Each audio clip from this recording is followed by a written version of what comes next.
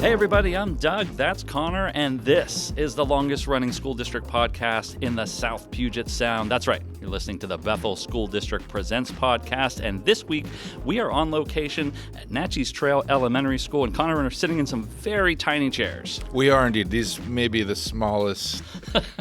This may be the smallest table I've ever sat at. I feel like a giant. You look like a giant, you look like Elf. Oh, I love it. Well, we are here because we are in Angie Kokenauer's class. Angie is one of our amazing early learning teachers here in Bethel, has taught here for 14 years.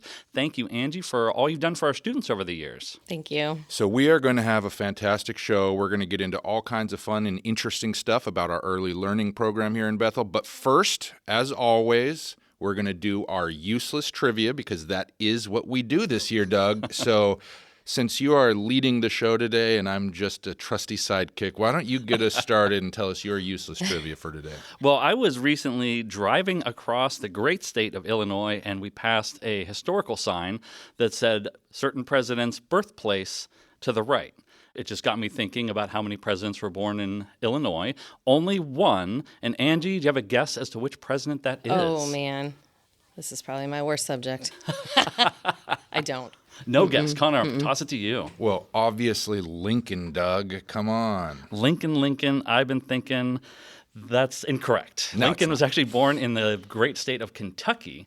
Illinois is home to one Ronald Reagan. Oh, wow. I would have put him in California. As would I have. Yeah, so that is my useless trivia. That's from the road sign, and the rest of it is from census.gov. Well, that's not a bad one. Angie, I'm going to kick it over to you. What's your useless trivia Well, for the people week? who know me won't be surprised that mine is straight from Disneyland, and it's about Walt, and his favorite character was not Mickey Mouse. It was actually Goofy because he always made him laugh. Really? Interesting.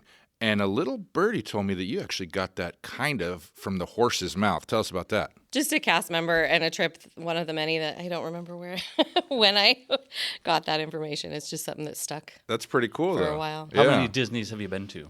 Disney parks.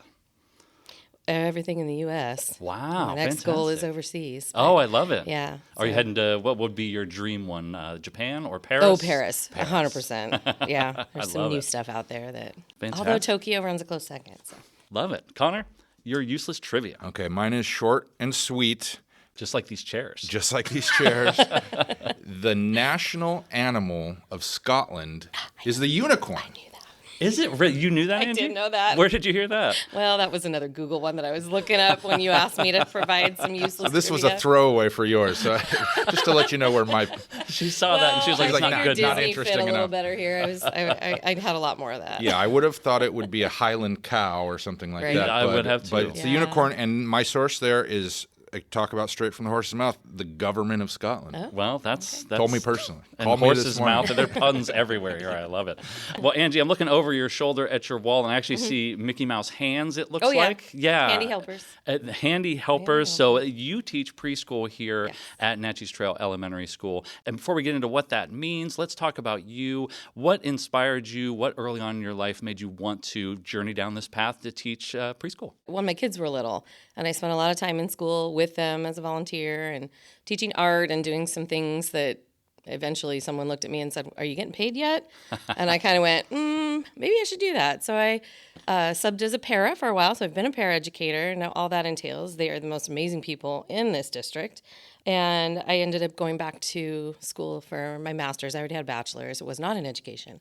So I went back for my master's and my cert, and then went on to get my special education endorsement as I really fell in love with early learning and what that entails and taking care of families and kids. I love that. And so what is it about this age group or grade level that has drawn you to them rather than maybe moving to older students? What do you like especially about working with these students? They're just fun. They're ready to learn. They come excited every day. And it's just the most important time frame in their life is that brain development between 1 and 5 years old. They're sponges.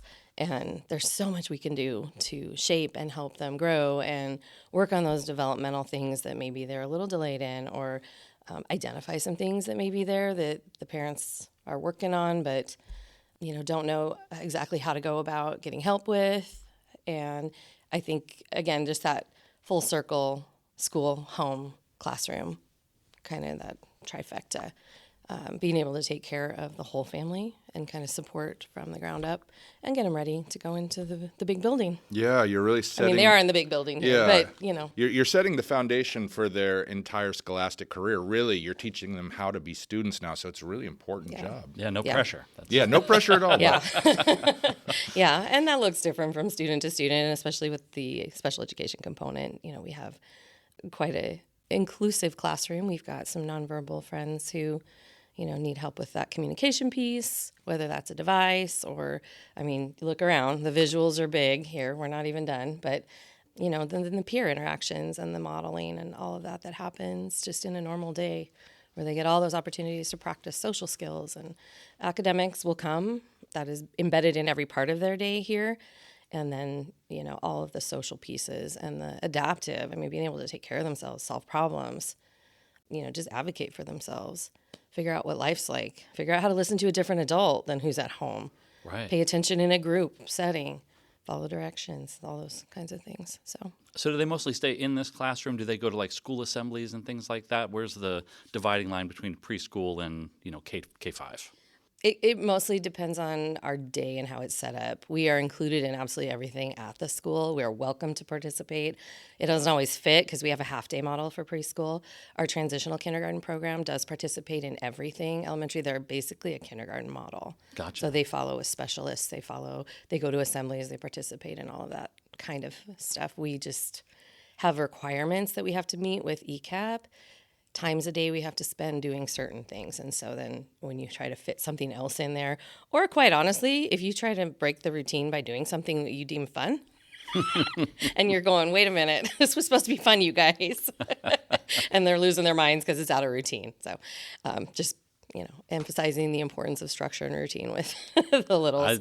I love that. Yeah, but we are welcome to participate. I've done assemblies with our classes in the past, and it's been fun, and they get that experience with the whole school.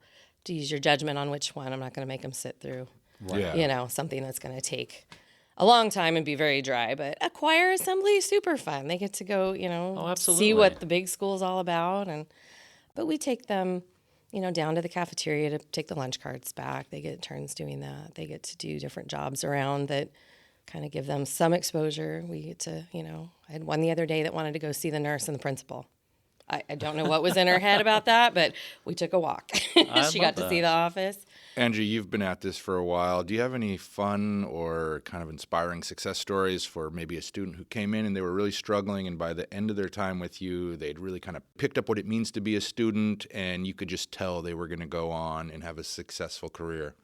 Well, and that's kind of the beauty of this program. When they come in at 3, because they can start at 3 years old, our special education students, on their 3rd birthday, that IEP starts, and they're here. So essentially, for some of these students, we have them half their life before they leave us. So those relationships are big. I mean, every year, yes, there's one or two. And last year, I just had a very special one, and, you know, he's doing great in kindergarten. And when I get those first day of school pictures, because the parents still thinking about us and what we did here and how far their student came, because there were struggles, and that's their baby.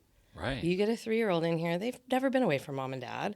They don't know how to separate very easily in some cases. Sometimes it's not a big deal, but it's definitely a growing experience for everybody. That's got to be meaningful, too, especially when the parents send you those updates and you're thinking, oh, my job is doing something good for this student that will affect them forever. Yep.